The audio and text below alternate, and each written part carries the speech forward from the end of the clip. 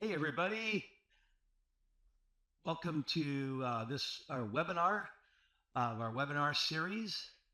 And amazing enough, this is like our 91st webinar that we've given over the last few years. So, anyways, it's exciting to welcome everybody here. A really great topic today is how can you apply generative AI to revolutionize your product innovation process? And today I have with me an absolute amazing rising star, great qualitative researcher on our team at Insights Now, Jenny O'Connor. Hello. And yeah, and Jenny and I are going to basically go through more of a conversational approach to this webinar today to talk about this really important topic and a topic that we've seen a lot of people want to be part of and are joining us today. So, with that, I'm going to move quickly through this. If you have questions at any point, you are welcome to enter them here in the chat box. Your name won't be shown unless you vote decide you want to make that public, which is fine. But anyways, at the end, this will be about maybe a 30-minute back and forth conversation and content that we'll be showing you.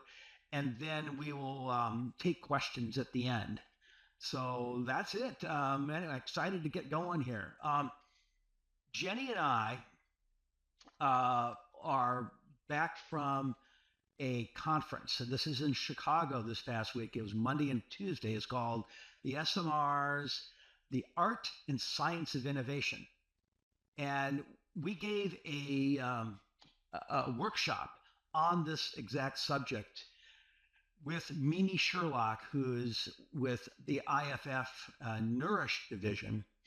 And for those of you who know, Mimi is the BB Global Director of Consumer Insights for IFF and the Nourish division. So, and during that, what we're the content we had, one of the things that one of the speakers is a guy named Roy Poitner, and he's the SMR's president elect for this year. And he made a comment that AI is not going to take your jobs away, but somebody who is using AI very well may. And I thought that was one of the most important quotes because AI is now becoming pervasive in all aspects of consumer and marketing research. And this today is another example of a way in which you can apply it to do amazing things. So, with that, I want to really kind of go through an opening activity. And this is a poll. And I'm going to launch this poll here in a second. And if I can find it. So, polls. So what I like to do is really ask you a simple question: is that for those of you that are attending here, how experienced do you think you are in leveraging generative AI into your day-to-day insights? Okay, not at all the way to highly experienced.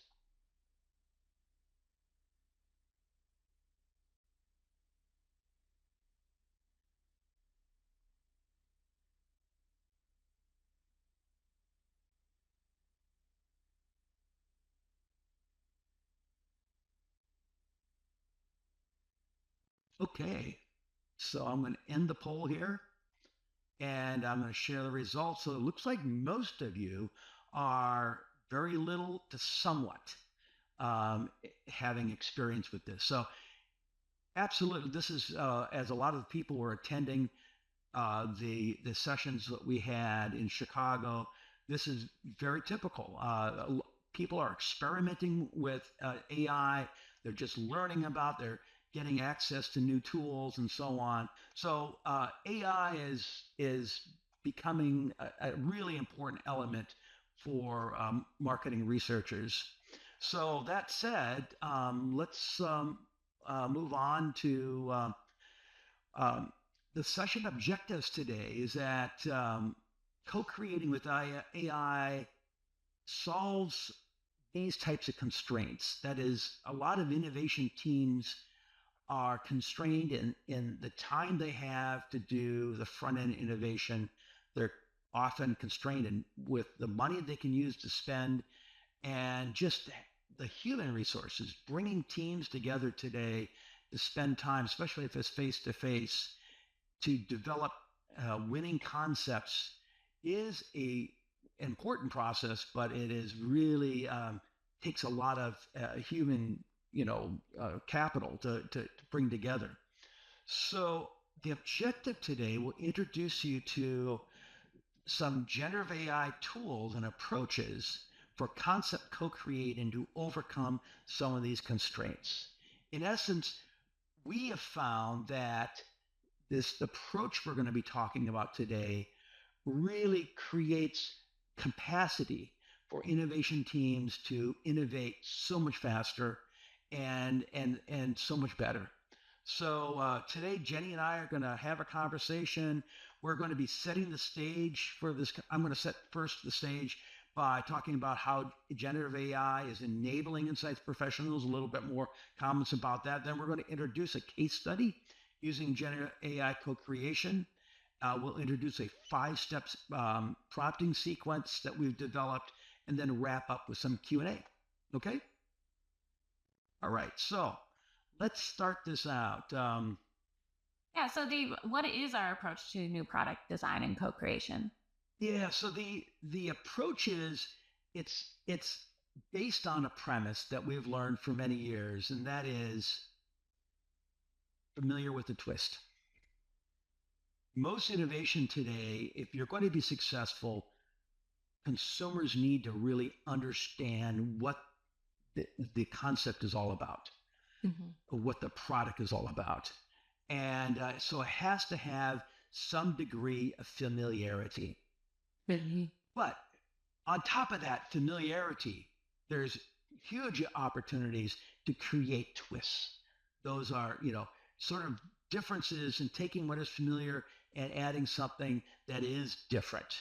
And so that process, what we've done what we'll be talking about our approach today, is that number one, we're going to take familiar with the twist. We're going to conduct consumer insights, create into moments of people's lives, because moments are really the basis for where people experience products and where they have senses of, of fulfillment or some sort of lack of fulfillment or aspirations for something different. Secondly, we'll take the amazing ability of the creative abilities of teams of people, and we're going to marry it with generative AI so that those teams of people can take the insights and build things very fast and very effectively. Does that make sense, Jenny? It does. It does. I like the idea of familiar with a twist because, there's always this comfort of having something that you've used before, but, giving it a little bit of excitement. That is something that everybody can relate to. Yeah. So, Jenny, so can you give me an example what we mean by collecting insights as the front end? What does that mean? Sure. So, what that means is really diving into going through the process of actual research and really diving what we want to find. So, what we're looking at when we're collecting actual insights is looking at a previous study and taking from it what were the key insights. Oftentimes when we do these studies, insights are great in the moment. We report them, they're absorbed, and then they kind of get put on a shelf. So taking these insights and making them have legs in life with Gen AI is really quite the treat and something that we look forward to doing in the future. So for this process, we used a study from 2023 that we did with IFS and Mimi Sherlock, where we did a customized landscape methodology where on baked goods. And the heart of this research is really in the understanding that successful products um, come from a real life moment. You Mm. need to have that context to understand why a product is either doing well in that moment or not. So, we really looked at sizing out and understanding the key moments. We collected a lot of diverse data to understand if a product was doing well in that moment or not. And then also Mm. looked at aspiration. So, maybe they went into that moment really wishing they could have a healthy product, but end up always getting something a little bit more decadent. And so we really want to understand why, because then that's going to give us great space for innovation. And this study that we did Mm-hmm. was a survey, a 20-minute survey in North Mm-hmm. America for Yep. consumers with baked goods. And they, of just a hair over 3,000 people completed it. Yeah, so very easy for people to complete this. So can you step us through some of the key insights? Certainly. We had a lot of insights, but these are the ones that we're going to actually feed into the Gen AI process that are really going to take us there. So, the opportunity that we found with the most potential was the largest moment with the biggest gap in unfulfilled aspirations and ready to eat product ideas that consumers would find super satisfying for their need to have a pampering moment. We've all had this moment. It's when you're really trying to take care of yourself. This moment is in the evening, and we are at home watching TV and need to satisfy a craving. To be successful in this pampering moment, when the craving hits, it's all about convenience and indulging in those favorite Man, I flavors. can I can just relate to that moment so well. Yes, yes, As can we all, I'm sure. yes, I know. So the choices in this moment, there are baked goods, there are cookies, pastries, muffins, and they leave people feeling relaxed, satisfied, and happy. So you leave the moment just in a Yeah. great mood.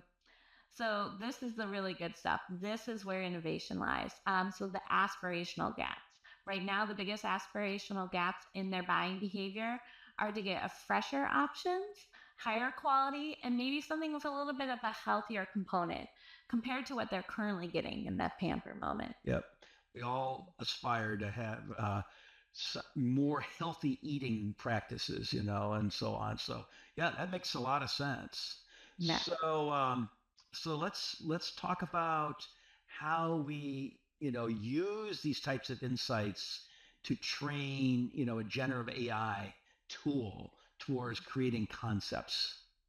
So first and foremost, Dave, is understanding that the prompt really is going to dictate the quality of your prompt is going to dictate what you're getting in the end. So you really want to pay attention to what you're putting in there. So making it, giving the Gen AI tool enough information to give you a great response. Mimi, our co-presenter, pointed out that there's even data out there saying that if you're polite to Gen AI, it gives you a different response than if you're rude. So, it's definitely conversational. So if you're rude to somebody, you're probably not going to get the best answer. But if you're polite to it, you're going to get somewhere. So making sure your prompts are robust, take into considerations that maybe Gen AI doesn't know everything. I think a lot of people see Gen AI as this all encompassing, powerful thing that knows all that's happening, and it doesn't. It needs to be Yeah. trained, and you need to put in the work to do so. Yeah, something else that we discovered is that it's not just about the prompt, it's Hmm. about the prompt sequence. Is that Hmm. right? That's true. That's true.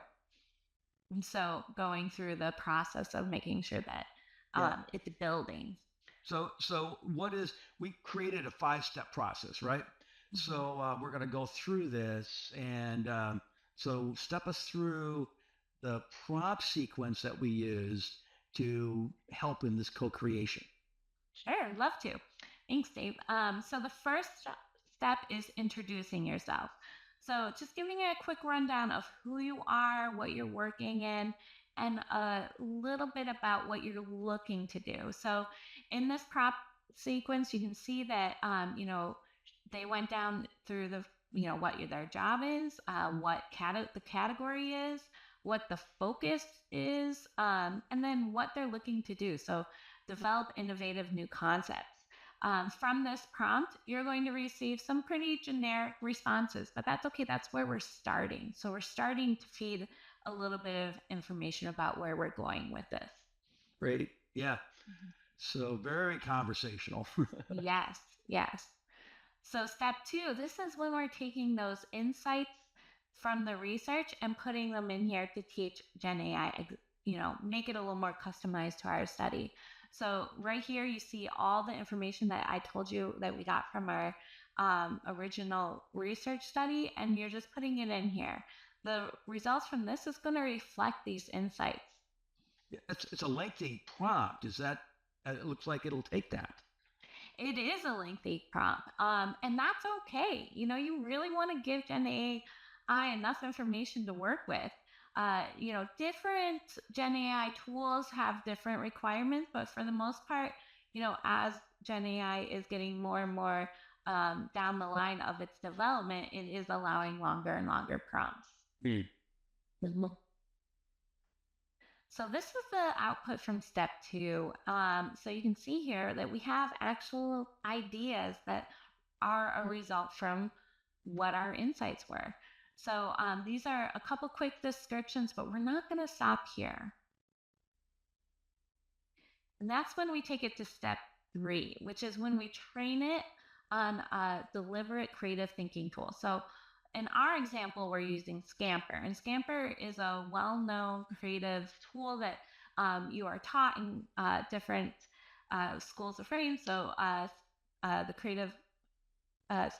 uh, Creative Learning Institute teaches this, but many different other companies also go along with this. So, Scamper allows you to take original ideas and then add little twists along the way to create new ideas. So, the first one stands for substitute, and then for so on and so forth. So, we're So before we go Mhm. on to Scamper, though, the idea of something familiar Yes. seems to be really important. And Little Debbie snacks that I see in this prompt, can you describe why this prompt includes, looking at Little Debbie snacks? So Debbie Snacks was one of the products that we found that people turn to in that camper moment. So that is why we're taking that little bit of familiarity and adding in new ideas to that. Great, great. Mhm. So this is the Scamper output. So you can see that we have substitute, combine, adapt, minify, magnify, put to another use, eliminate, and reverse. And it went through and it gave you different ideas for this based off of these commands. And originally, when we first started with the Gen AI tool, you did have to teach it what Scamper was, but now it has learned it and it can go about applying this method. That's not to say that every method that you want to try, Gen AI knows how to do. Sometimes you do need to teach it or even reteach it, but sometimes it's learned along the way, which is quite amazing. Yeah, it is a really, real amazing. You could teach these Gen AI tools, these frameworks, and this is just one type of framework, Hmm. and it just went out and did it. Yeah. That's to me, that's incredible as a way to create many twists very fast. But each of these twists is very different type of twist. Hmm. That's I found that to be a really important part of this process. Exactly. Exactly. And it's a process that we normally do as a bigger team. And, we are able to do this with Gen AI and then working with our team to really see which ones we want to move forward with. So, Mm. in this case, we're going to be taking a closer look at the substitute example. So, substituting a traditional flour with almond or coconut flour in a snack cakes idea for a gluten-free Mm. alternative.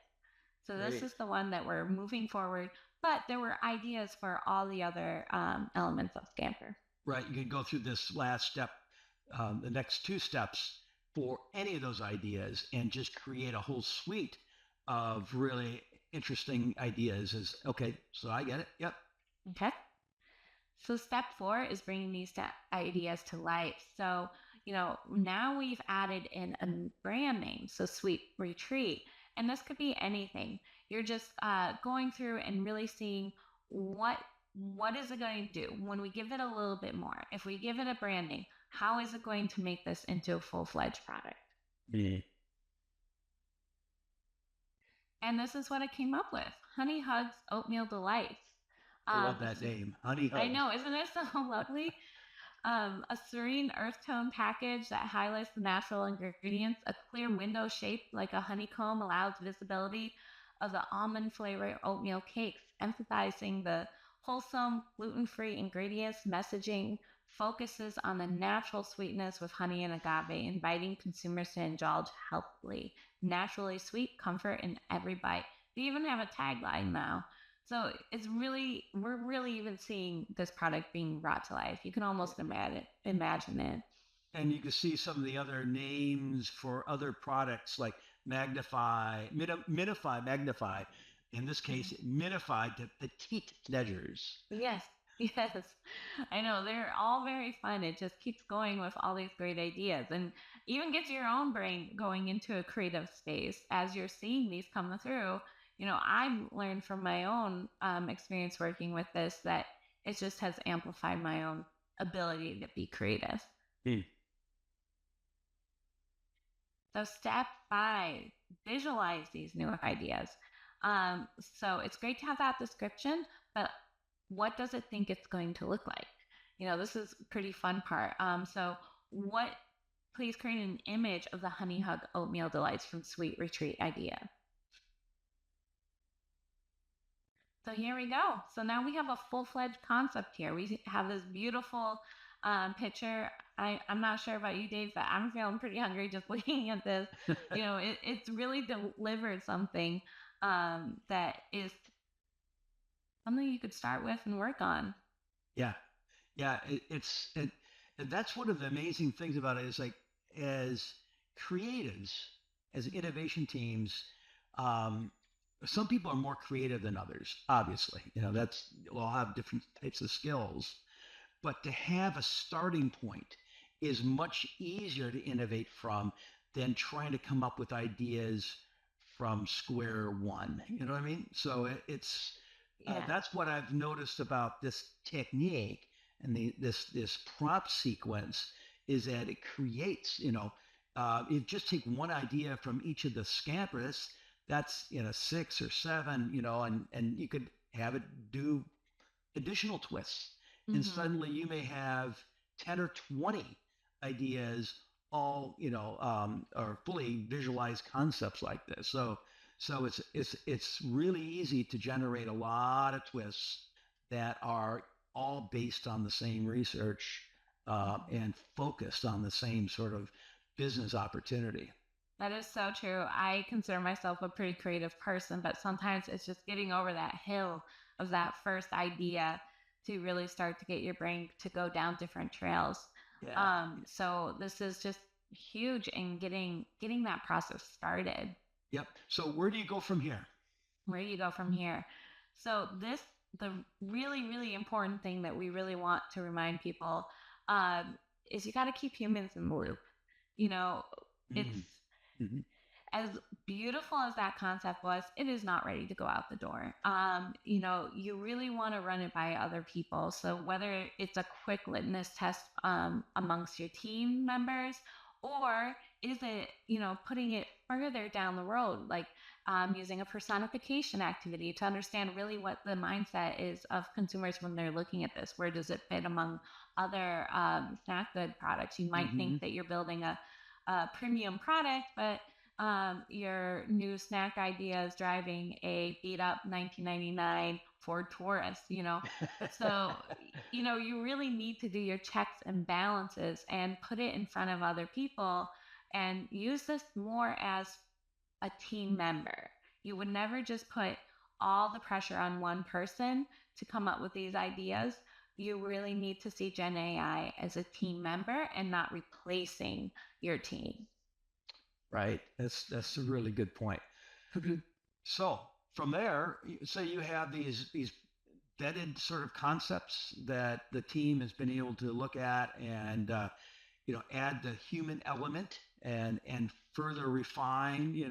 So from there, what we have learned is that you can then put that into your process for vetting these or screening these. And so one sort of basic technique we've used, you could take each of these concepts, you actually show the pictures and the full concept statements, but and do this in what something we call a tournament. It's a quantitative technique. It's a survey technique. You send these things out, and people then they see sets of these concepts, and they can pick the winner, and then the winners move on to the next level at some point. The winners, you can then rank mean score them. You can do purchase intent or other sort of metrics to really understand. You can look at the emotional impact, these to quickly vet them into a tournament. We actually have a metric we call a tournament index. And, Honey Hugs Oatmeal Delights was, floated to the top here in this one. Now, another thing you can do is, let's say Honey Hug Oatmeal Delights is the one you want to test. Let's say that's the one's moving forward. This is a max diff technique against the competitive set. These are, the products 1 through 7 here. These would be actual products in the market that they're competing against, with this concept would compete against. And you can then show these products, and you can also show Honey Hugs. You can do it with and without Honey Hugs in this set, and look to see how that impacts the max def choice scores. And by looking at that, you can actually look at the lift. You can look at here 21% of the choice went towards Honey Hugs. And you can see where it took a share away. So here in this case, product 2 and 3, this new product idea, new concept, is taking share away from these 2 competitors. So it's different approaches you can do to quantitate to say, this is the one we're going to move forward into, let's say, a product build step. Yeah, that's always really good to validate that what you are making is something worth keeping going down that line and not getting too far along the way. So let's summarize the process, Jenny. Yeah. So you want to step through that? Sure. So first thing we did was we collected insights with that 2023 study, and we had our moments all well defined and had really great data going into this co-creation aspect. Dave, do you want to walk us through that 5-step prompt? Sure. I mean, you introduced the problem, right? Very conversationally, who you are, what you're trying to do, be nice, and then you take the insights that you've generated and you apply that, and ask for new ideas based on these insights. It gives the prompt sequence focus. Then you can take, apply this creative framework along with a key product that's been in there, to try to do the twists, create all the twists with Scamper. There's other creative frameworks you can use. Go ahead, Jenny. Oh, I was just going to say that, we use Scamper, but you could train it on so many different ways that is really going to get there. Right. And that kind of takes us to, there's a question in there that's asking about, can you combine, substitute, and minify? So what I would say with that is you would probably want to run just the traditional Scamper first. If that's not getting you enough twist, then maybe take the substitute and be like, hey, can you try add in the minify and see what it comes up with. But be careful not to put too much twist in your response. Good. Yeah.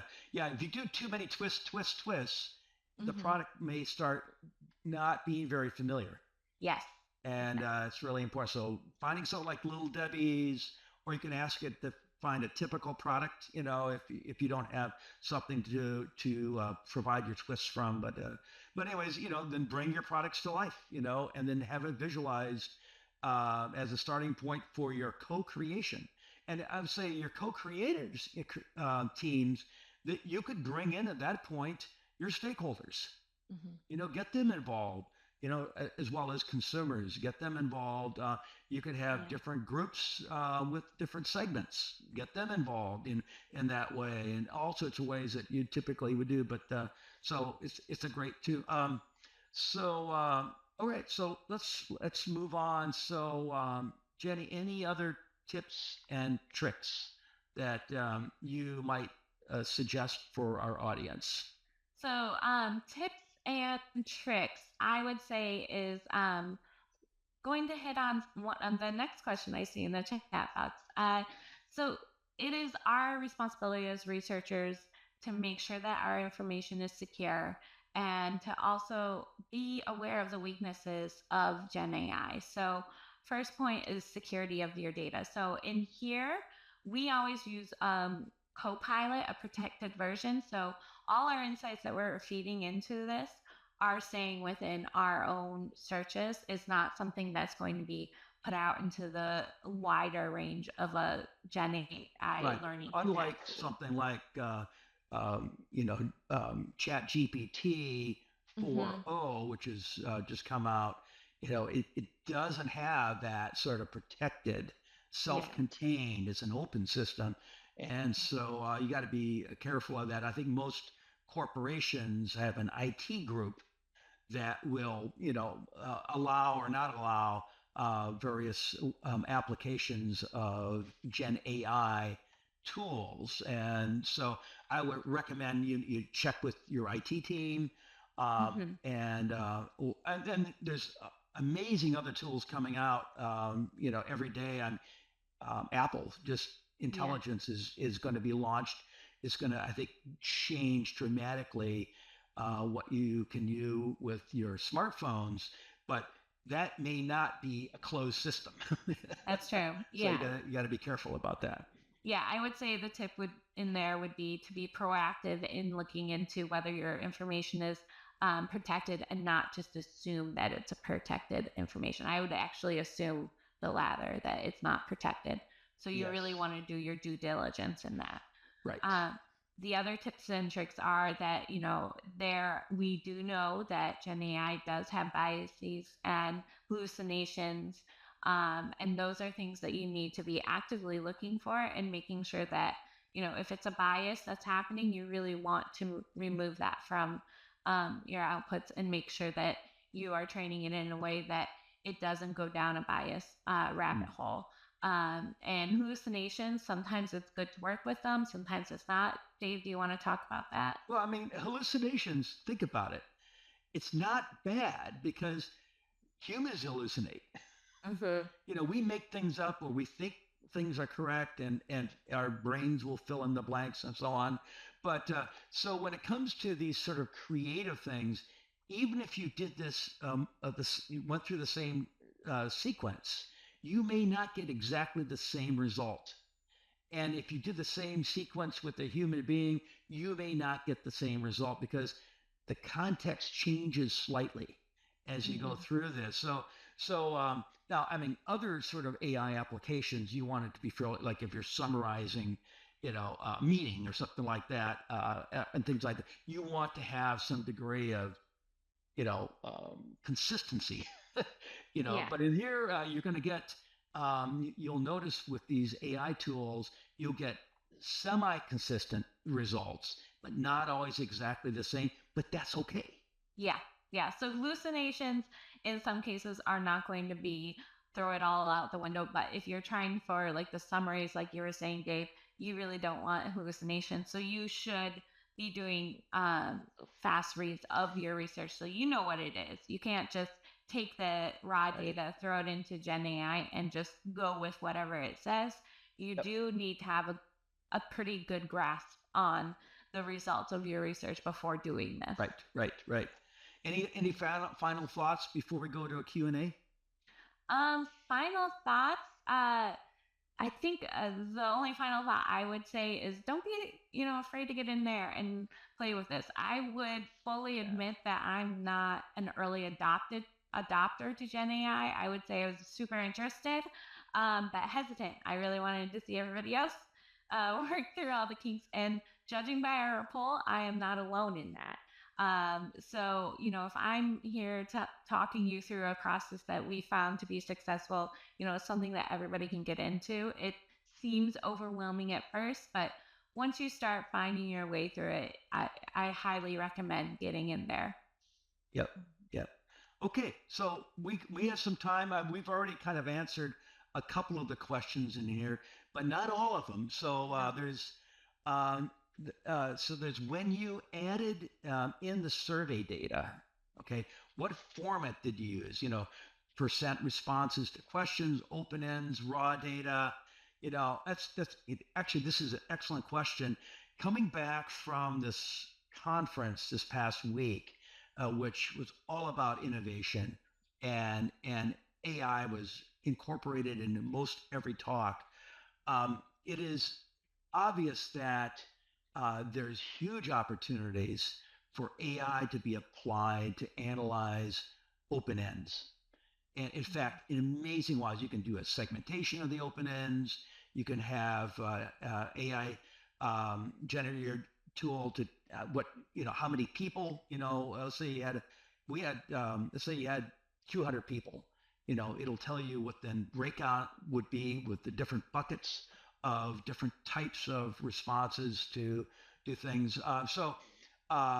In our case, we have applied just straight up quantitative techniques, and because we have a lot of behavioral metrics, like choice metrics as a good behavioral one, but you can apply AI as well to your open ends, as well as make your responses as easy for your stakeholders to understand.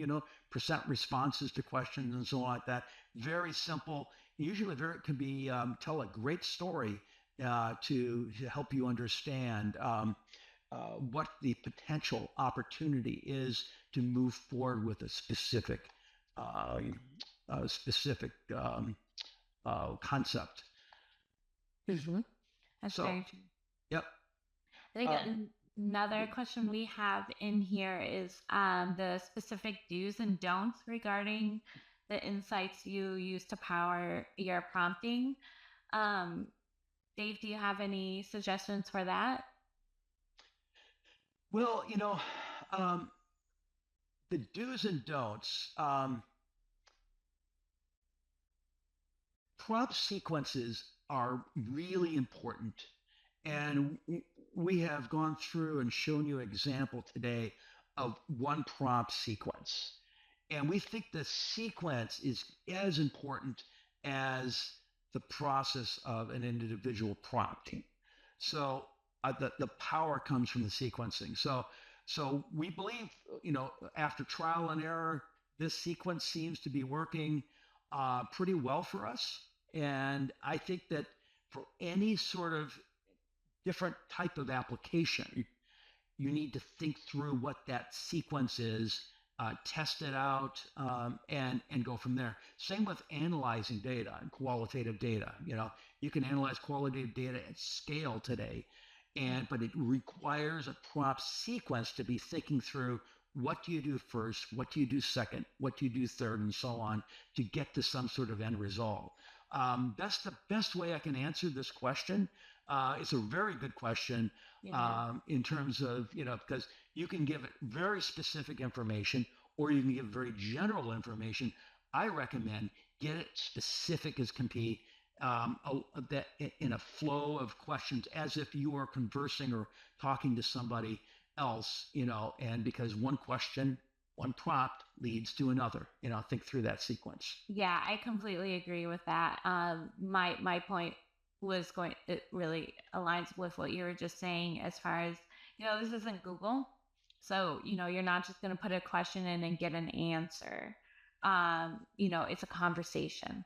So if you're thinking about conversations, you would probably want to start more broad and then Hmm. narrow in and get more specific as you go along.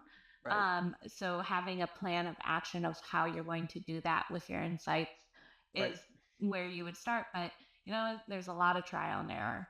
So Yep. if it doesn't quite work, keep going because it is a conversation. So if it's not what you were expecting or needing, don't just give up on it. Right. Right. Now, I just want to show that we're here to help. Uh, we will. We have a couple QR codes that you can click on. The one here on the left. We had one question: is are you going to share the deck and all that? Mhm. We will share our prompting sequence and with you. If you just click on that, you'll be able to download it. Um, if you want more information from us, you can. Here's my and Jenny's email. You're welcome to reach out and chat with either one of us about any specific questions you may have. And we can go further. The other QR code here is we have a lady named Stephanie Razor.